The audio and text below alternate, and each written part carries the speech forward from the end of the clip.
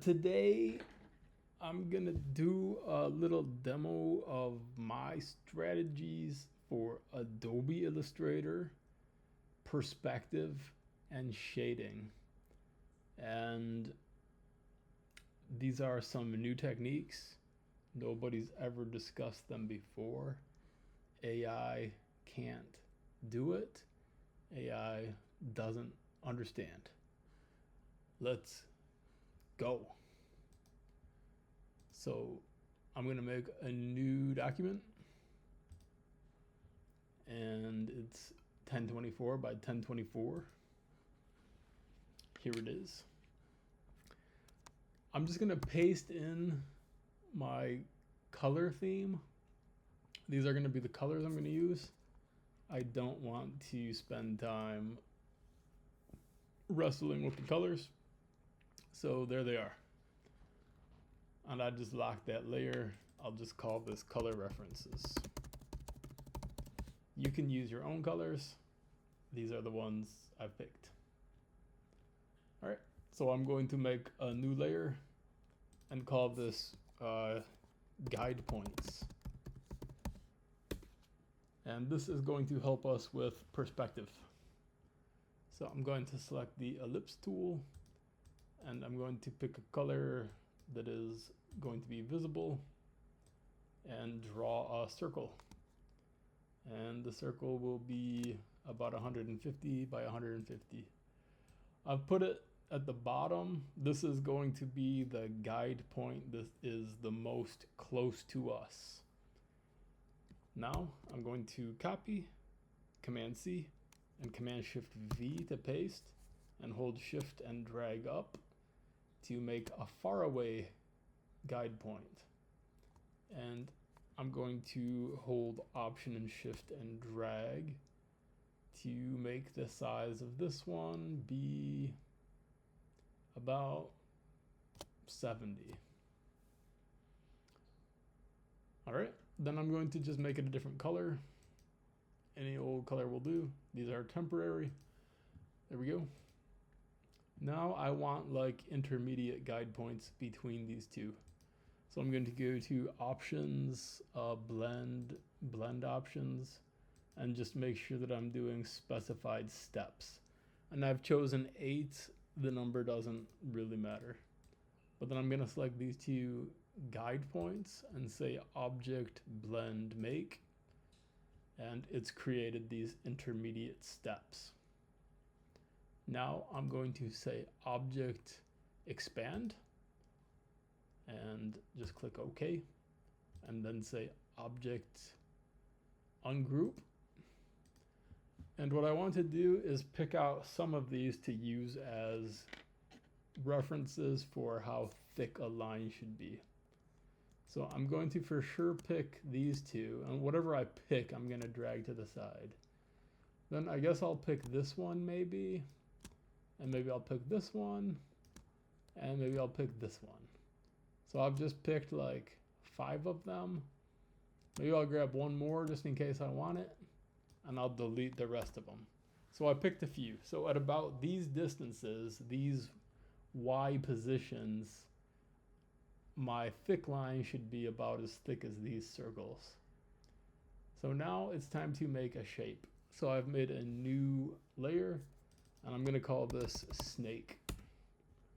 And I'm going to pick the pen tool, and I'm going to pick like a stroke color, and then no fill color, and then give it like maybe 10. And this takes a little bit of time to just kind of figure out what a good shape will be. So I'm using the center of that circle as a reference point. But for the other ones, other circles, I don't care as much. I just want to be approximately near the Y position of the circles. There's going to be time to finagle our shape. So I just want to get approximately, I've got exactly 5 points on this shape. So it's a simpler shape. And then I want to start thinking about exactly what the shape should be. So I'm kind of digging the notion of like something more bottom heavy, like maybe starting more here and like going more down there and then over there. Ultimately, it should be kind of like a roundy shape for this particular tutorial. So I would go for like very round edges, and I'm gonna shape it almost like an artist's easel. So I think this approximate shape could work. Maybe I'll make it even more in. But then it's time to line up points with the waypoints exactly. So I'm gonna hold shift and drag over to get these matching. Now, interestingly, this one, in this case, I've got to move up. So I'm going to move this over, and then I just use the A tool, and I'm going to very carefully get that center to snap exactly in the center. It's funny because it's picking two kind of nearby points, but that one I can see says center. And then this one will go right into the center. And then how about here?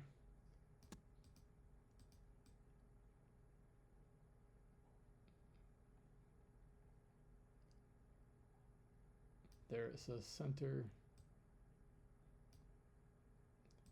And I kind of lost my shape a little bit, but I'm gonna, once I move this point and can get it to say center, there it says center. So I'm gonna twist these knobs a bit to recapture that former shape.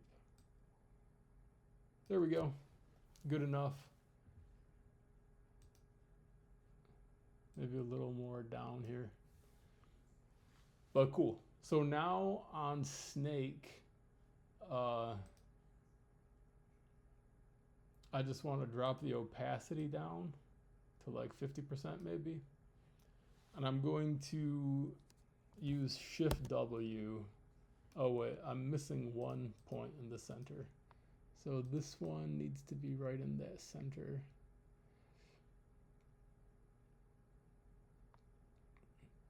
It'll either say intersect or center.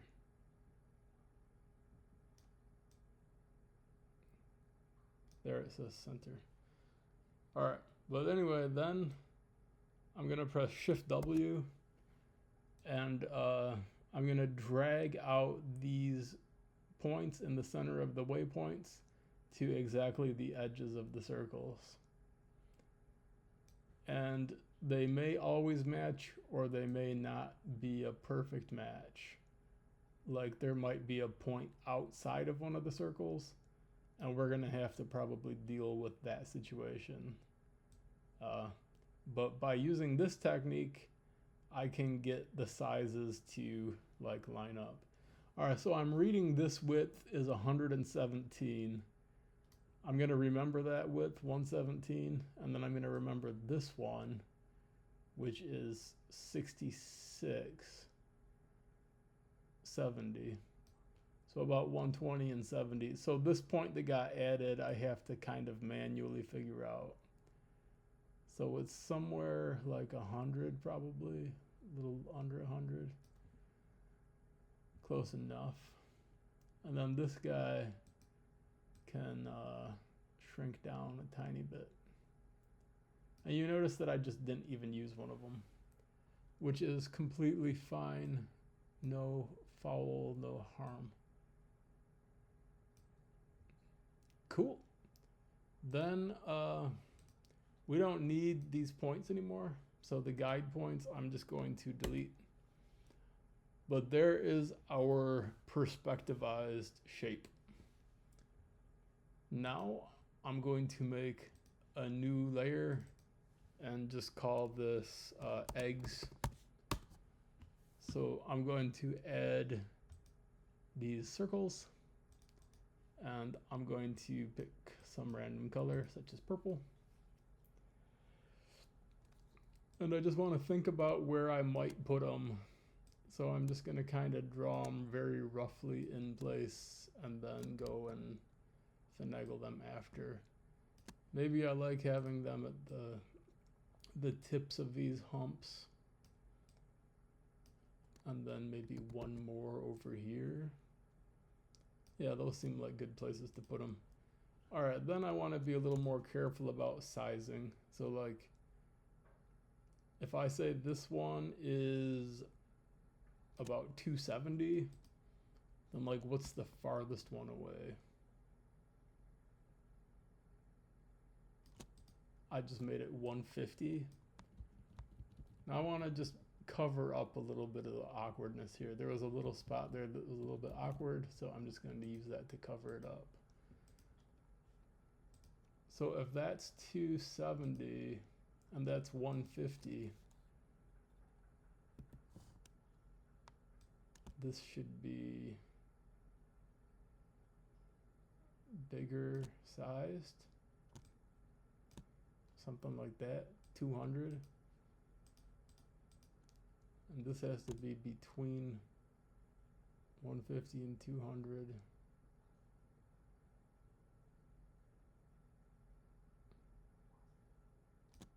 Yeah, 170 is probably a good number there. So these are just like these points. And it doesn't really look perfect, but it's not gonna matter because now I'm gonna select the snake and the eggs, copy them, make a new layer, and call this final outline. Boom. And I'm gonna Command-Shift-V to paste everything in there. Then I've got the Pathfinder open already, but I would go to Window Pathfinder, and then using that, I would unite those shapes.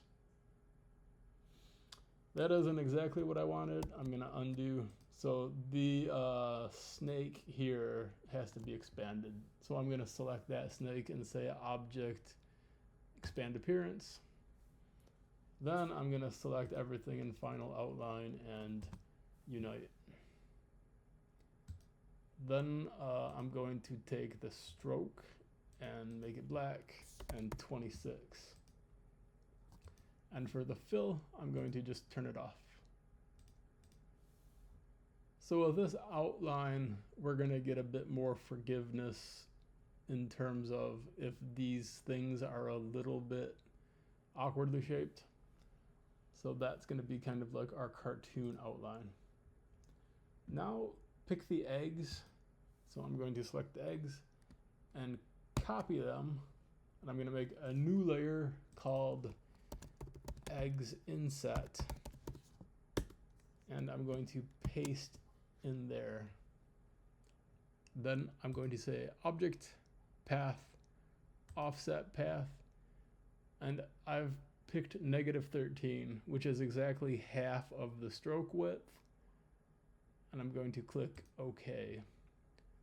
And I'm going to make them be some other random color, just anything different, maybe yellow. It contrasts well.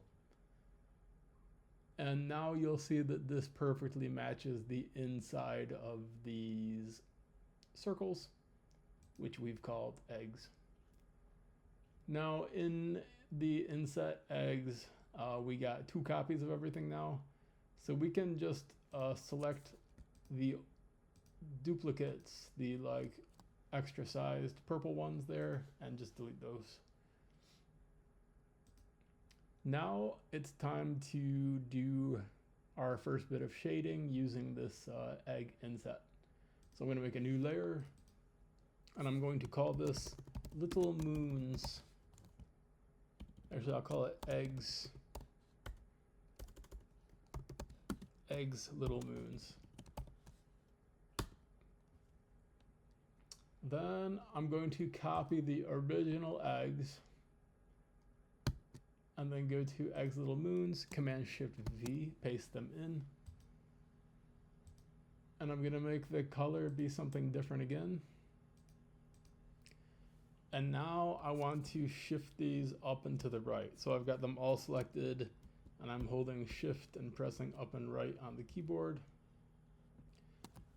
And like,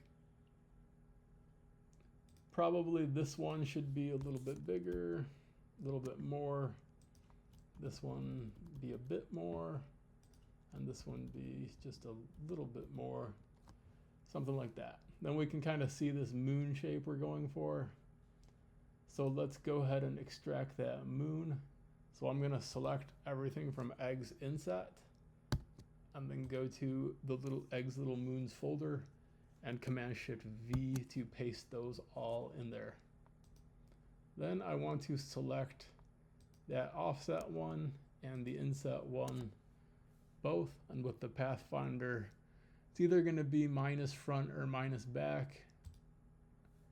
I think it's minus back in this case, and do that to all four. So I'm doing minus back, minus back,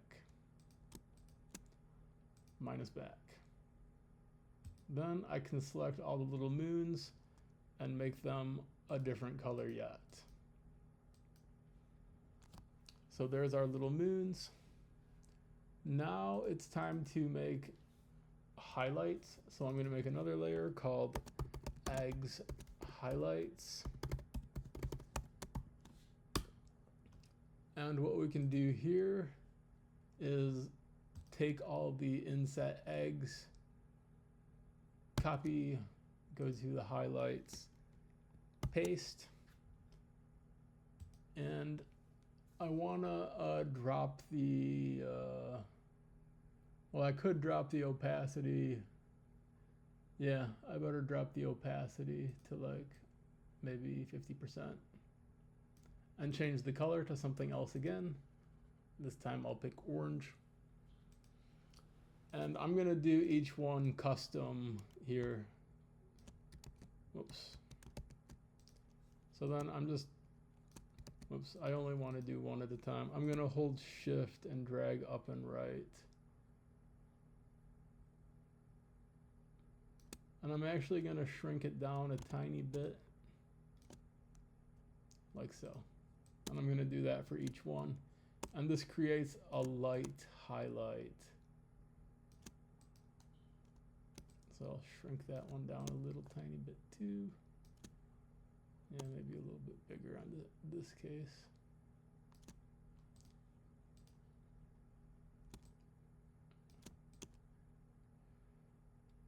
And those will be our highlights. But we have to go and now intersect those with our inset eggs. So I'm going to again select inset eggs and go into the highlights and paste. And now I'm going to select that highlight and the inset egg, and I'm going to use the intersect tool. So same thing 4 times in this case of intersecting these. Intersect. Then we can take all of our highlights and make them be a different color again. And then finally, let's make another layer called eggs glimmer. And I'm just going to draw a little circle and make it a different color yet. And I'll do the first one here first. This will be the biggest one. I'll rotate it exactly 45 degrees, and this one will be bigger. And I'll just put it right at the tip of that highlight. So I'll copy and paste. And this one can be shrunk down a little bit, but I wouldn't say shrink it down linearly. It's light. So like I'm gonna use the same size there and there. So the points of light can all be the same size. And then this one, but I am gonna make it a tiny bit smaller for here. So there we go. Then the eggs folder we can get rid of everything in there. Those are the original sizes. We don't need them anymore. And we can move the other folders into eggs and just have eggs. Then let's do the colors. So the glimmer color is just going to be white. So I'll just pick white for the glimmer. The highlights, I'm going to use from my own color scheme, the lighter of the three colors. It's essentially three colors. And the little moons are going to be the darker of the three colors. And the regular eggs inset are going to be the base color. Now we can lock eggs. Eggs is done.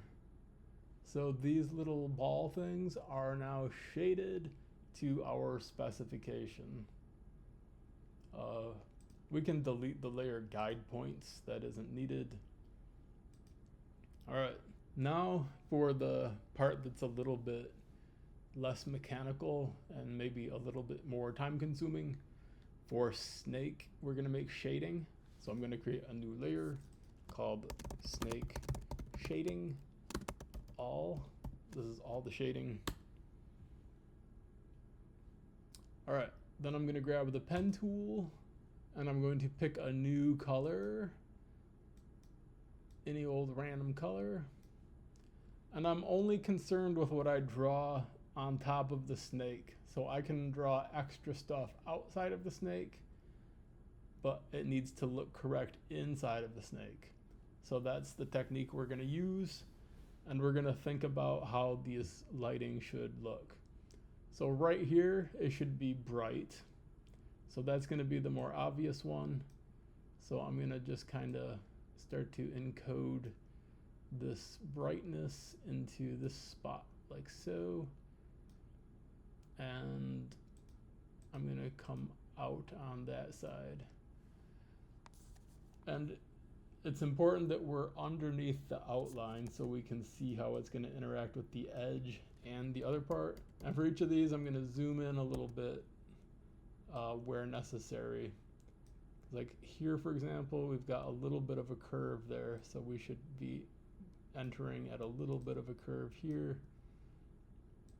And just try to follow the shape as close as possible, which is going to be easiest with the least number of points. So the less points it's using, the more easy it will be to like match. So that's probably good enough. Then let's think about some other types of like shading. So coming off of this one at the top, like I think there would be what I'm gonna call a taper. So it would kind of like taper off like so. So I'm just gonna kind of draw the rough shape, then zoom in and edit it. So like right here is kind of the critical point where it's gotta look just right. But it doesn't have to be like a perfect match. There won't be that much of an advantage to doing that.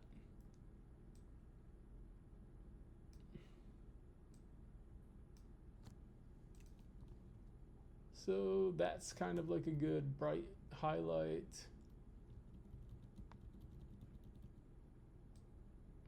There we go. Then let's do another bright one. So coming out of this sphere here, it will be bright. So I'm gonna go pretty much right in the middle and then down and out.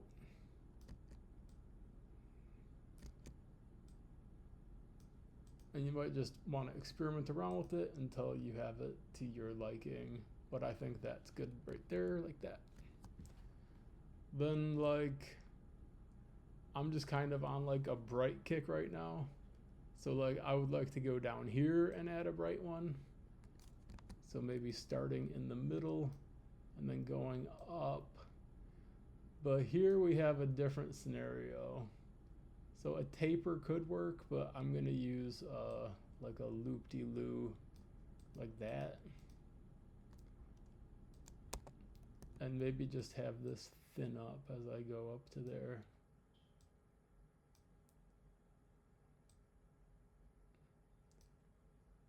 So there's kind of a different shape there. And then more bright spots. So this whole elbow here can be bright.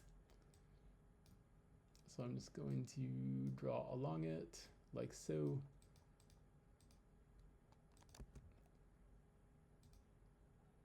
And like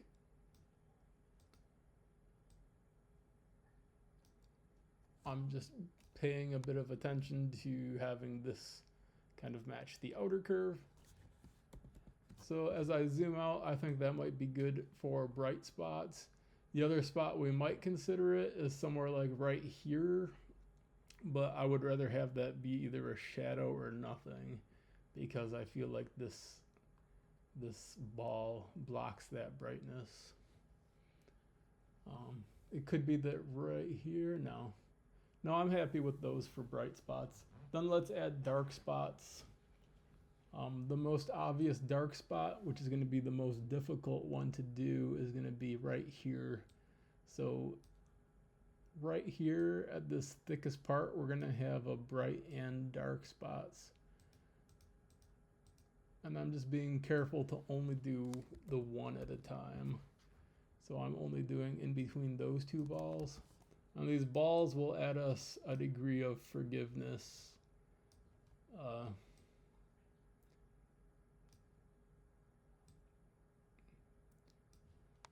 So let's take a look what we're doing here.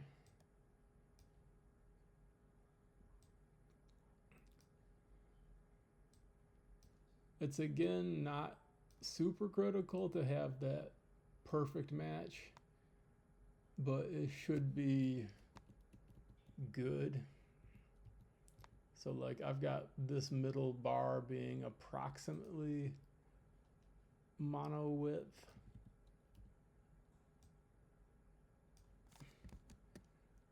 What I've found is that the more you finagle it, sometimes the worse it gets. It's good to just kind of get to a point and stop. So I'm happy with that. Then let's think about, would there be a dark spot here? I think yes. I think here the dark spot is like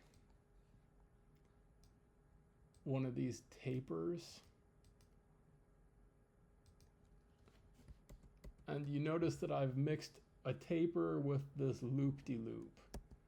What I've noticed is that mixing two tapers together looks weird. But mixing two loop-de-loops can look okay. Don't quote me on that. It's not an exact science. So as I think about it, like this shading is kind of coming up here. I would rather have a little bit of shade spilling out and shrink this one down to add more variance to it. So I'm gonna shrink this one. And then I'm going to just add a fall off dark taper here.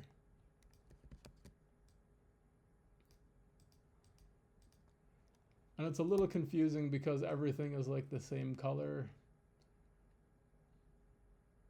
And this is where there's two tapers. So maybe I'll just undo those. Yeah, I don't want that anymore. So I'm just gonna undo. Fine. Then I'll zoom out. And now I'm just going to go ahead and like clip all these. So how am I gonna do that? I'm just gonna select snake, the original snake. And this, like I might want to keep that original path, so I'm just going to lock that and then paste the same path and expand the appearance. So I'm saying object expand appearance like we did for the outline, but yeah, this way we have the shape, like all the little points are there. There's all the points. So anyway, then I'm going to take that snake and copy it, and then I'm going to go to the snake shading And I'm gonna keep doing this. I'm gonna Command Shift V to paste. Then I'm gonna select one of our highlights and then intersect. So Command Shift V, select the highlight, intersect. Command Shift V, select the highlight, intersect. Command Shift V, select the highlight, intersect. Highlight, intersect. Highlight, intersect. And this one I've made so I don't need to do that, but I could just as easily do that and like move that out and select it and intersect, just so they're the same color right now, but it doesn't really matter. Okay, then from there, I'm gonna pick the real colors. So I can just use the colors from the balls. I'm gonna select this one and this one and this one and this one and even this one for bright. So I just I and select the dropper. Then the darkies are this guy and this guy. So I'm going to do I and select that.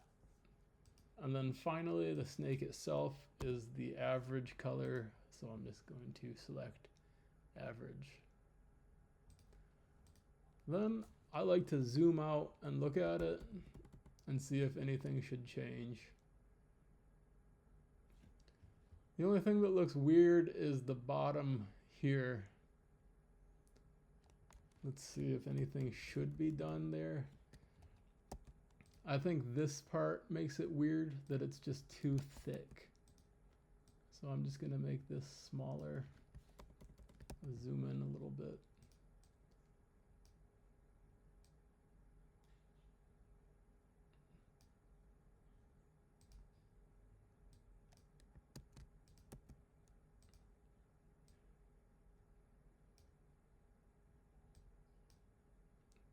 And yeah, there's not really an exact science, but I just usually like to take a look at it and then see if any adjustments should be made. I like it a lot better with that being smaller, even though it doesn't really make sense with the width of this and the width of this. So yeah, I think that's very good and not clashy. Finally, let's do the other part. So now snake. Well, it's almost done. Let's add one of these little white spots to it. So I'm just going to, I guess I can make a whole layer for it and call it snake glimmer. And I'm just gonna draw a little circle and make it white. And then use the E tool to like maneuver it around, shrink it down, zoom in on it. And for this bar, like I think a more flatter shape makes more sense. So something more like that. And maybe I'll just stick it right there and rotate it a bit. So that's a good spot for that. I'll zoom out. Cool. Then what about like that fill stuff? So let's go ahead and add that.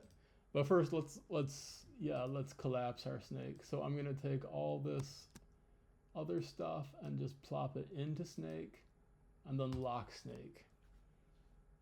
So snake is good. I'm gonna go back to locking the outline too. So everything's locked. Now below snake, I'm gonna make another layer called like the goo. So on the goo, I'm going to pick the path tool and any old color. And I just want to make something to fill the whole inside.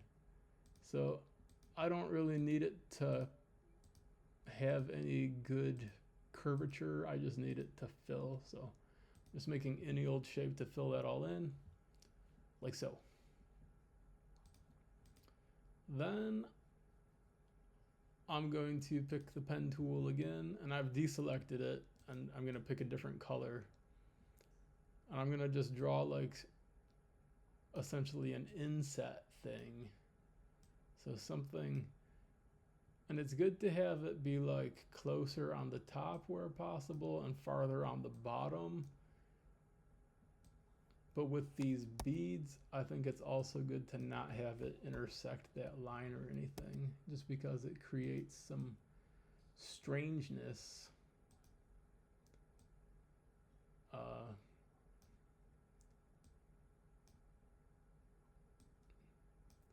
Yeah. Whoa. So I'm just finagling this a little bit, just kind of playing with it and seeing if it lands in a good spot.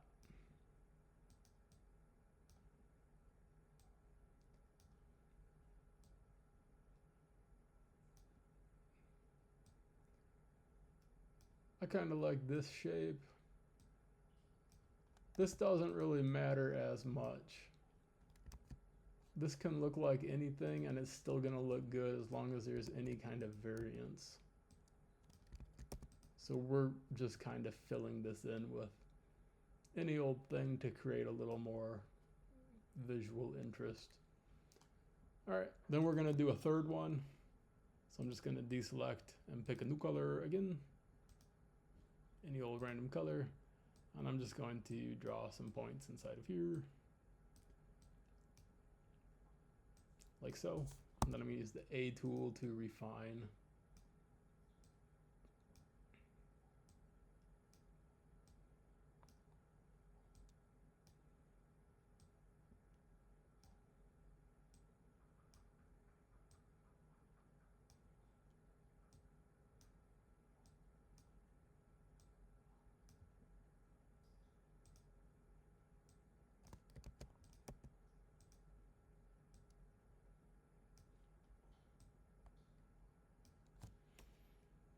Yeah, I'd like to have more inset, so about an equal distance between the outside and this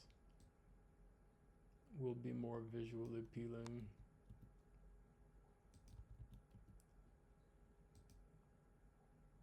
And then maybe I'll soften some of these jags.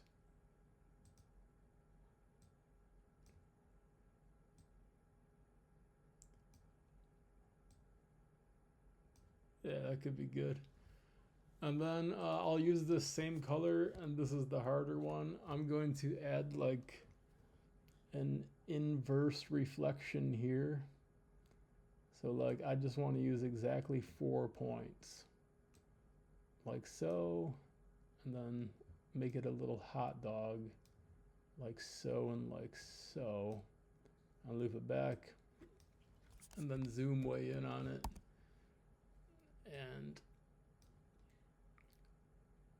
this is probably one of the trickier things to make shaped exactly right. But I think if you start with the inside edge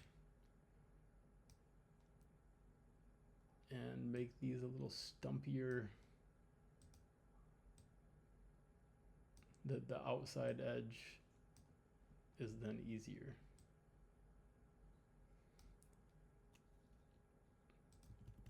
And it should be the same thickness all the way through.